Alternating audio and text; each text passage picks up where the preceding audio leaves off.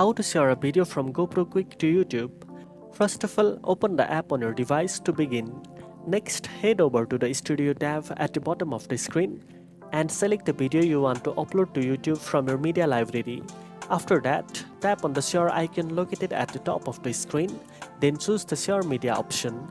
From the list of sharing platforms, select YouTube to proceed. You will be prompted to sign into your YouTube account if you haven't already. Once signed in, fill in the video details such as title, description, and privacy settings to customize your upload. After completing the details, tap Upload to send your video directly from GoPro Quik to your YouTube channel. Wait for the upload to finish and then you can check your YouTube channel to see the newly uploaded video.